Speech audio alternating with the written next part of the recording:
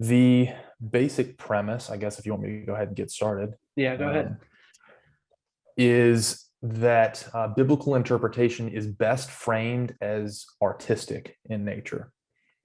What do you mean, Daniel? Isn't a plain reading the best reading? So do you want me to just go ahead and start reading the quote? That might best address your question. So an excerpt from my paper. At this point, it becomes essential to view interpretation of the All right, biblical hang on. corpus. Sorry, before you do this quotation here, kind of give people a snapshot of the subject of the paper, and then like why Augustine is an important person to pinpoint in this frame. So Augustine is important because, well, one, he's Saint Augustine. I mean, if you haven't heard of him, you don't know much about church history, for sure. He has done a lot of biblical interpretation himself, and has been very influential in Western Christian thought for, I mean, basically since his day. His general perspective on biblical interpretation is, I mean, he views very strongly this idea that there is one objective truth that exists, at least when it comes to mutually exclusive claims. Mm-hmm. But he recognizes that it's very difficult, if not impossible, for fallible humans to recognize what that objective truth is purely and isolated. And so through this, in his Confessions, which is one of his more well-known works, he talks about different interpretations of Genesis 1. He calls them literal interpretations, which is interesting because almost none of the literal interpretations that he lists in a very long list match up with what modern, specifically American Christians would call the literal interpretation of Genesis 1, which is kind of funny. And can make some people uncomfortable, but I will remind you, this is St. Augustine of Hippo, who is responsible for most of the way Western Christian thought has progressed since his time, 1500-ish years ago. So his thought processes are very well ingrained in Christianity. And not that I think he's always correct. I don't. Yeah, we had a whole episode where I disagreed with his conceptions of original sin. So if you want an episode where I agree with Augustine, here we are. Yeah. And so, I mean, that just shows the complexity and nuance of thought and truth and seeking after God.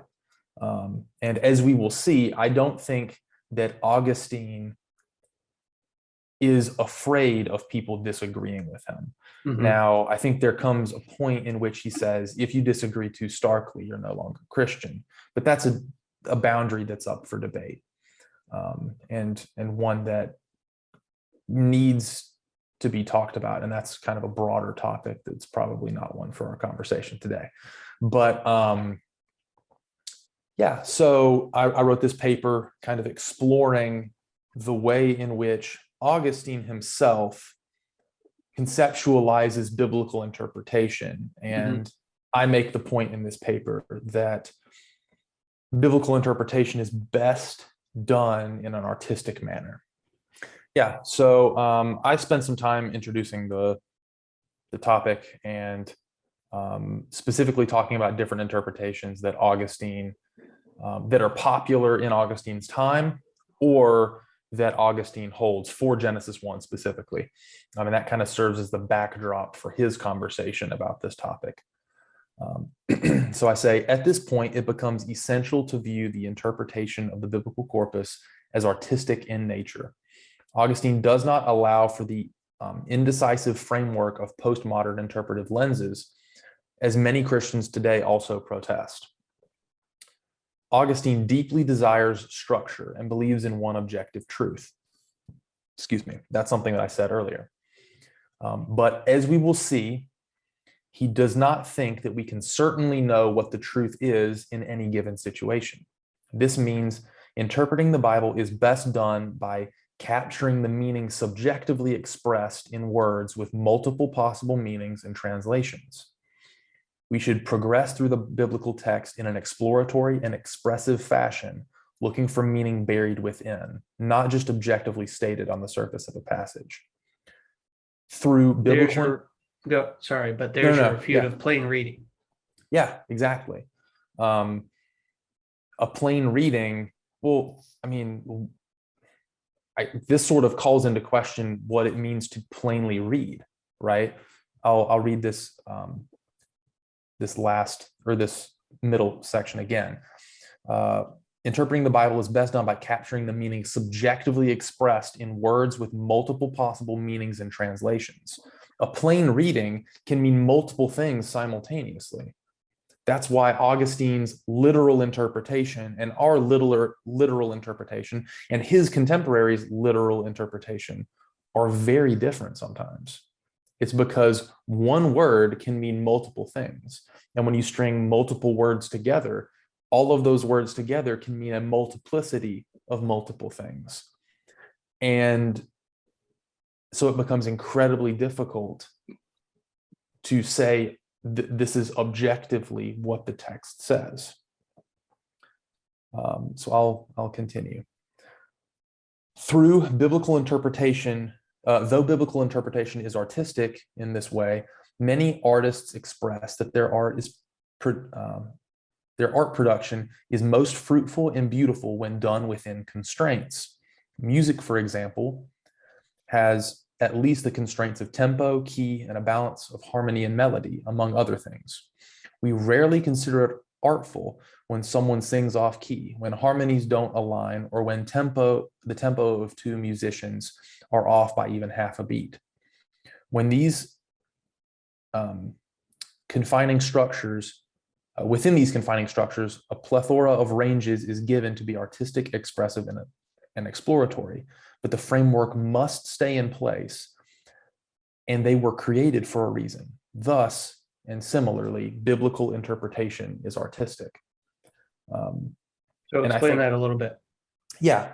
So music is an art form, right? No one would say, and there are some, you could say, scientific things about music, but generally speaking, if I said, is music art or science?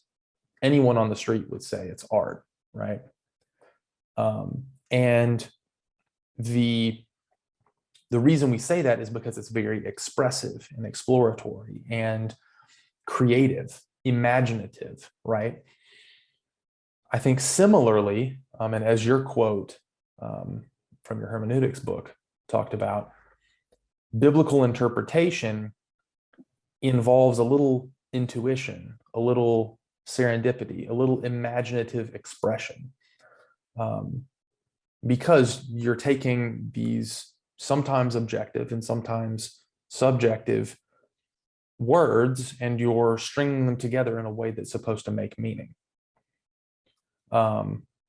So just like, I mean, with that said, it's our goal as biblical interpreters to provide as much structure as we can to keep ourselves in check.